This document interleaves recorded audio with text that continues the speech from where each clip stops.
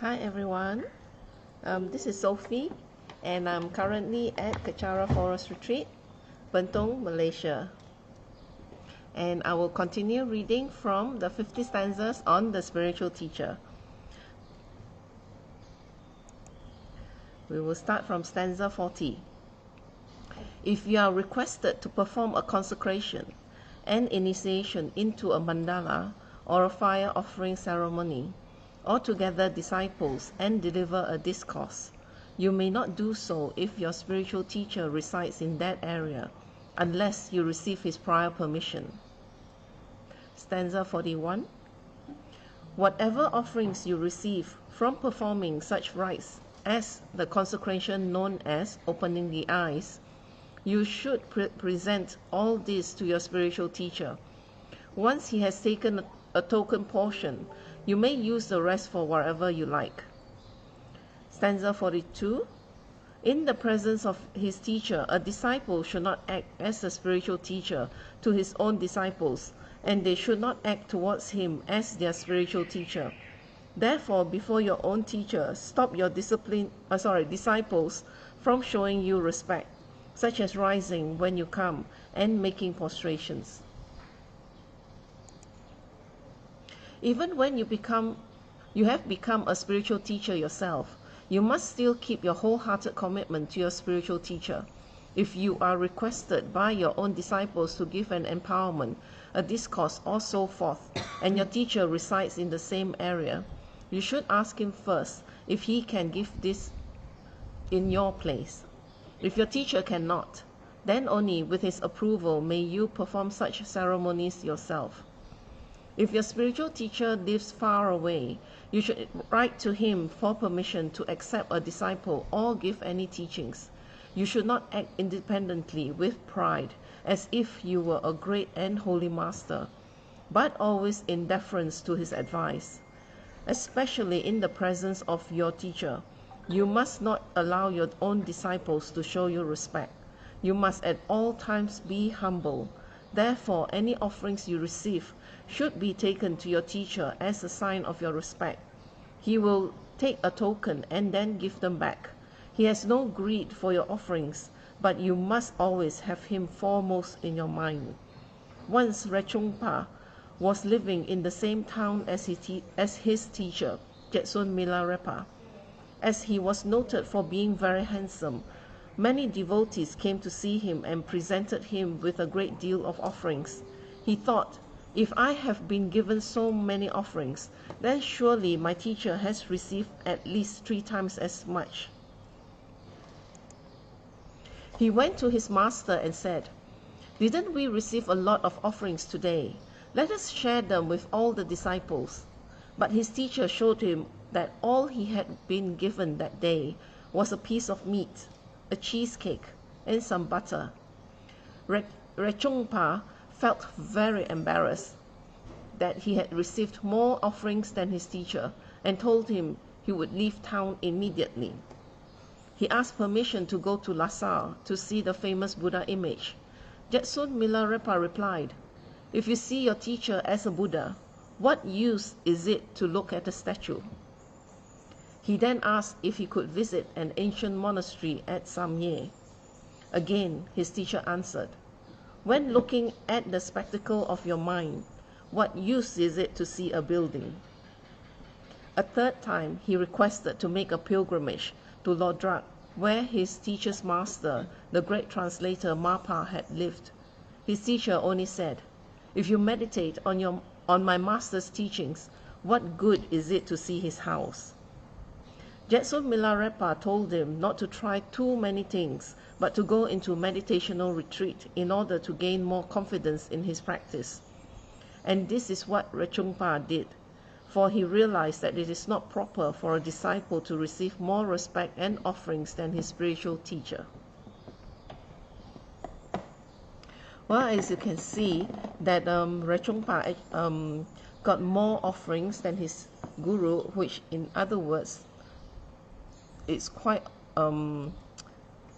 obvious that he actually did not promote his guru, to his as much. Therefore, all his, and also he has not really kept his guru in mind, because when his disciples make offerings to him, he should actually had the respect to ask them to, to be more respectful to his guru and to make the offerings to his guru instead. So, and he had instead of presenting the offerings to his guru, he had actually just said that expected that his guru to have a lot of offerings and to be shared out to others. So whatever that well, this one is, when he becomes a teacher himself as well. So this one is that whatever we do, we should always have respect for our guru, and to always keep our guru in mind. So with the disciples also, you should always show them your respect so that they learn from you.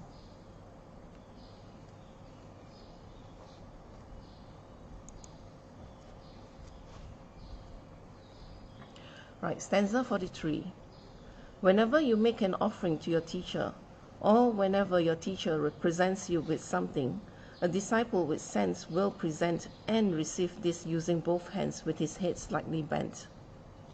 Stanza 44. Be diligent in all your actions, alert and mindful never to forget your word of honor. If fellow disciples transgress, correct each other in a friendly manner. All disciples who receive tantric empowerments from the same spiritual teacher become Vraja brothers and sisters. You should have great affection and regard among you, helping each other stay on the path. Never be jealous, proud, or compete with your fellow disciples. By correcting each other, you please your teacher and everyone benefits. If there is unity and harmony among Dharma friends, this will spread into the lives of others around you. From this, as it says at stanza 43, we should always be respectful to our guru, and if your guru, present you or give you something, always be humble and always be grateful, and most importantly have manners to receive the gift with both hands, and with the head slightly bent, which means that you're showing your humbleness in receiving the gift from your guru.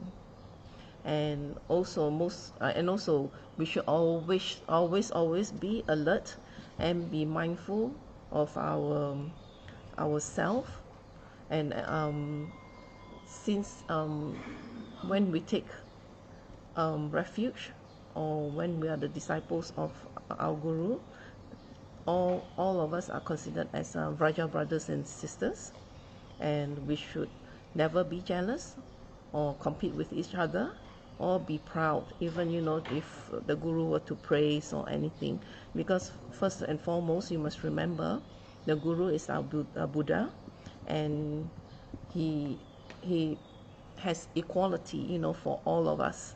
No one is more important and no one is lesser in the guru's eyes. So he will give us equal treatment. It is only dependent on our own stage of progress in our spiritual practice that the guru will use appropriate methods to guide us along. So there is no one better or no one less. And with that, I will end my sharing today. So thank you for joining me and sharing your time with me. So I'll end this with a completion dedication in Tibetan.